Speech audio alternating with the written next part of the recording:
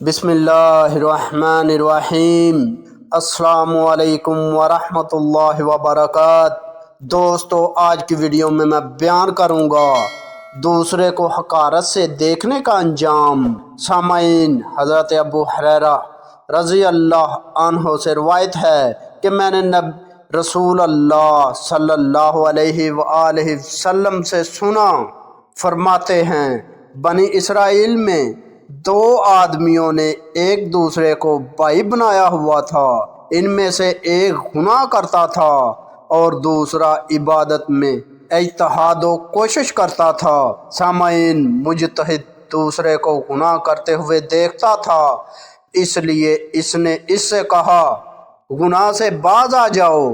اس نے کہا میرا معاملہ کریم رب کے ساتھ ہے، کیا تم میرے اوپر نگران اور رقیب بھیجا گیا ہے؟ اس مجتہد نے کہا اللہ کی قسم، اللہ تعالیٰ تجھے معاف نہیں کرے گا، یا کہا اللہ تجھے جنت میں داخل نہیں کرے گا۔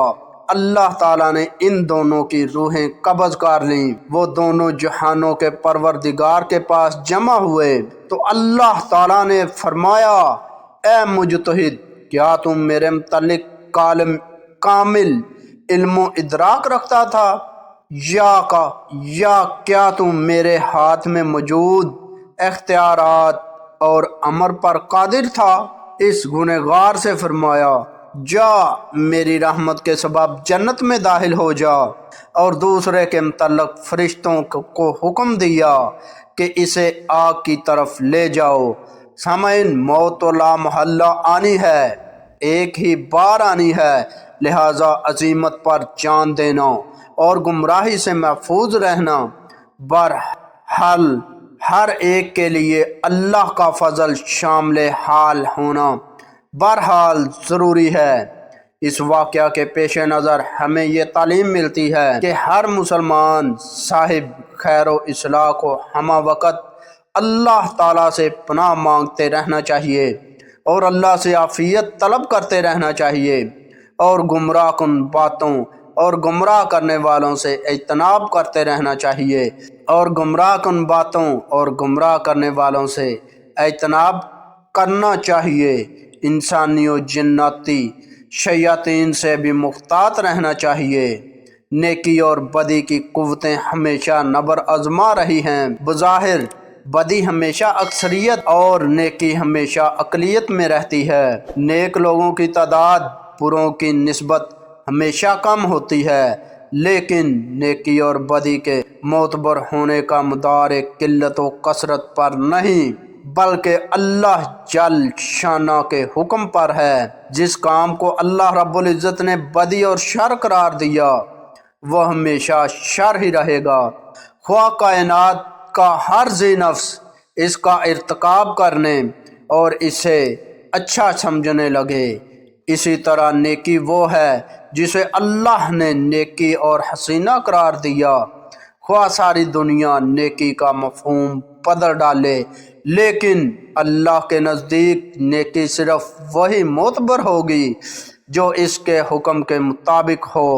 اس قصہ میں اصحاب خیر و اصلاح اور اہل حسنات کو یہ تعلیم ملتی ہے کہ انہیں اصحاب عزیمت میں بھی ہونا چاہیے اور برائی کے ماحول کے اثرات قبول نہ کرنے چاہیے، نہ برائی سے بچنے والے اس کی برائی کو پورے عزم و استقامت سے رد کرنے والے ہوں، تاکہ اہل شر پر ان کی عزیمت و استقامت کا رعب چھا جائے، وہ ماحول سے متاثر ہونے والے نہ ہوں، ماحول و وقت متاثر کرنے والے ہوں۔ سامعین، حضرت ابو ہریرہ رضی اللہ عنہ نے فرمایا اللہ کی قسم جس کے ہاتھ میں میری جان ہے، اس مجتہد نے ایسا کلمہ زبان سے ادا کیا جس نے اس کی دنیا و آخرت تباہ کر دی۔ معلوم ہوا کہ کسی خاص شخص کے متعلق یہ نہیں کہنا چاہیے کہ اللہ تمہیں نہیں بخشے گا، اور اسی کی قبیل سے ہے کہ انسان کسی خاص شخص کو کہے تو کافر ہے، تو جہنمی ہے، یا تو جنت میں ہرگز داخل نہیں ہوگا۔ سامعین، آج کل تو لوگ فتویٰ لگانے میں 1 منٹ صبر سے کام نہیں لیتے۔ ادھر کسی نے کوئی برا کام کرتے ہوئے دیکھا اور ادھر ساتھ ہی اس پر کفر کا فتویٰ عائد کر دیا، حالانکہ اس کوتاہی کا کتنا بھیانک انجام ہو سکتا ہے مذکورہ بالا احادیث سے عیاں ہے۔ اس لیے اس عمل سے اجتناب کرنا چاہیے اور ہمیں دوسروں پر تہمت لگانے سے پہلے 1000 بار سوچنا چاہیے۔ دوستو، امید کرتا ہوں کہ آپ کو میری یہ ویڈیو پسند آئی ہوگی۔ اگر ویڈیو پسند آئی تو ویڈیو کو لائک کریں، اپنے دوستوں کے ساتھ شیئر کریں، اور ایسی اچھی ویڈیو دیکھنے کے لیے ہمارا چینل مہربان وائس ٹی وی سبسکرائب کریں، اور اپنے بھائی اشفاق احمد کو اجازت دیجیے۔ اگلی ویڈیو تک کے لیے اللہ حافظ۔